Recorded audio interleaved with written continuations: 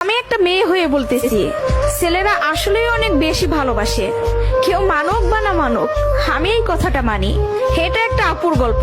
আপু আমাকে বলছিল, আমি যখন ইন্টার ফার্স্ট ইয়ারে পড়ি, একটা ছেলে আমার পিছনে সব সময় ঘুরঘুর করতো। আমি যেখানেই যেতাম ও ঠিক আমার পিছনেই থাকতো। আমরা একই মহল্লাতে থাকতাম। সেই ছোটবেলা থেকে আমি ওকে দেখতেছি। একটু জেদি, তবে কোনো মিথ্যা নেই ওর ভিতরে। ফলচাতুরি এসব কিছুই বুঝে না, আর অনেক চাপা স্বভাবের একজন মানুষ। কষ্ট হলেও মুখ থেকে কোনো কথা বের করে না। ওই যে একটা কথা আছে না, বুক ফাটে তো মুখ ফুটে না। এমনকি আমি যখন ওকে দাঁড় করাই বলতাম, কিছু বলবেন, ও বলতো না কিছু না। একদিন আমিও ওকে প্রপোজ করলাম আর বললাম, আপনাকে দিয়ে কিছু হবে না, আমি সারাটা জীবন আপনার সাথে থাকতে চাই, আপনার বউ হতে চাই আমি। কখনো দূরে সরাই দিবেন না তো? জীবনে যা কিছুই হয়ে যাক, আপনি আমার পাশে থাকবেন, কখনো আমাকে একা ফেলে যাবেন না। যদি এই ওয়াদা করতে পারে তাহলে আমি রিলেশন করব। ও অনার্স ফার্স্ট ইয়ারে পড়ে। ও বলল, জীবনে যা কিছুই হয়ে যাক, আমি তোমাকে কখনো ছাড়বো না। আমাদের সম্পর্কের বয়সটা যখন 2 বছর, তখন আমার বাসায় বিয়ের প্রেসার দেওয়া শুরু হয়ে গেল। ফ্যামিলি থেকে ছেলে খুঁজতেছে, সরকারি চাকরিওয়ালা, বিসিএস ক্যাডার। এসবের মধ্যে আমি ওর কথা বলতে ভয় পেতাম, কারণ ও এখনো পড়ালেখা করতেছে। চাকরি তো দূরের কথা, চাকরি পাইতে তো অনেক সময় লাগবে, কিন্তু আমার ফ্যামিলি তো আমাকে সময় দিবে না। আমি অনেক কষ্টে আম্মুকে রাজি করাই। আম্মু যেন আব্বুকে এই কথাটা বলে, আর আম্মু আব্বুকে বলে। আব্বু সাথে সাথে মুখের উপর বলে দেয়, সম্ভব না, বেকার ছেলের হাতে আমি আমার মেয়েকে দিব না। তখন আমিও ভাবছিলাম, কথাটা তো ভুল না, কথাটা তো সঠিক। কোনো বাবা মাই চাইবে না বেকার ছেলের কাছে মেয়েকে বিয়ে দিতে। আমি নিজেও তো কখনো চাইবো না, কিন্তু তারপরও মাথায় চলতেছে, আমি যদি ওকে হারাই ফেলি, আর কখন কি ফিরে পাবো ওকে? আমি তো আর ফিরে পাবো না। পরবর্তীতে আমি ওকে সব বলি, ওকে বলি কি করব বলো। তখন বুঝতে পারতেছিলাম ও কান্না করতেছে।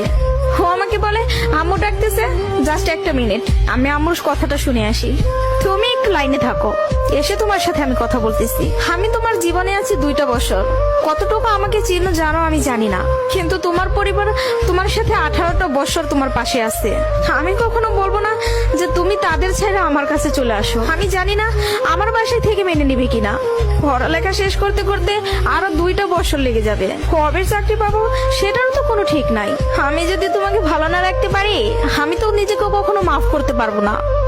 আমার কাছে তোমার হাসিটা অনেক দামি। তোমার যেটা ভালো মনে হবে তুমি সেটাই করো। তুমি যা বলবো আমি সেটাতেই রাজি। এসব কথা শোনার পরে, আর যাই হোক, একটা মেয়ে তার ভালোবাসার মানুষকে কখনো ছেড়ে যাইতে পারে না। আমি তখন একটা জিনিসই ভাবতেছিলাম, জীবনটা তো ছোট, আর আমি আমার এই ভালোবাসার মানুষটাকে হারাই ফেললে আমি নিজেই সারা জীবন আফসোস করব। এরকম কোনো ছেলে আর আমাকে ভালোবাসতে পারবে না, আমি ওকে ছাড়তে পারবো না। আমি বাসায় আবারও বুঝাই, তারা বুঝে না। তারপর আমি বাসা থেকে বের হয়ে যাই। বাসা থেকে বের হয়ে ওকে ফোন দেই আর বলি, আমাকে নিয়ে যাও। ও তাড়াহুড়া করে বাড়ি থেকে চলে আসলো। আমি বললাম, আমি তোমাকে বিয়ে করব। ও আমাকে বলে, আমি বলছি না তোমাকে, তুমি যা বলবো আমি তাতেই রাজি আছি।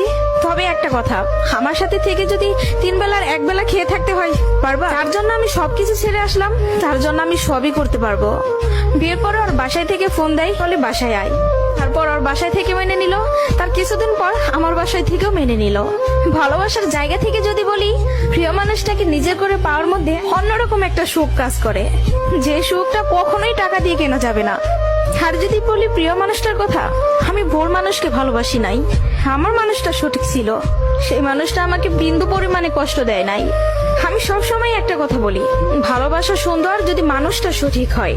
প্রিয় মানুষটা যখন নিজের হয়ে যায়, তখন এতটা শান্তি অনুভব হয়, তা হয়তো বলে বোঝানো যাবে না। সুখে থাকতে, ভালো থাকতে টাকা পয়সার আমূল প্রয়োজন পড়ে না, যদি ভালোবাসা